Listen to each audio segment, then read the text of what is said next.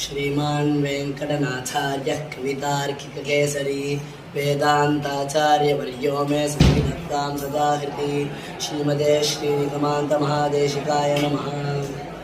श्रीरङ्गनायकाष्टकम्। श्रीरङ्गनायकीं वन्दे श्रीरङ्गक्षेत्रवासिनीं धनधान्यकरीं सिद्धिं दामोदरप्रियां श्रियं प्रीतिः कारुण्यसम्पन्नां सर्वभूतहितप्रदां नमामि तां महादेवीं हरिणीं हरिवल्लभां विष्णुपत्नीं प्रसन्नाक्षीं कोटिसूर्यप्रकाशिनीं कमलां विश्वजननीं त्रिजन्मपापनाशिनीं शङ्खचक्रगदापद्मां धनञ्चाभयधारिणीं नारायणीं जगदाम्बां किमर्थं दर्शमाधवी पद्मोद्भवां पद्महस्तां पद्ममालाङ्गधारिणीं पद्मप्रियां पद्महस्तां पद्मपुष्पे निवासिनीं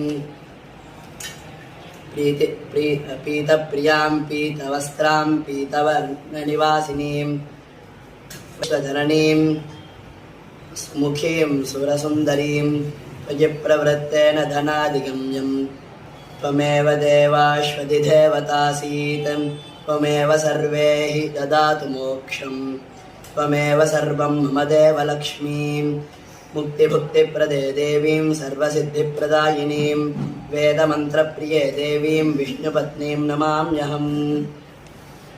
श्रीरङ्गनायकाष्टकं सम्पूर्णम्।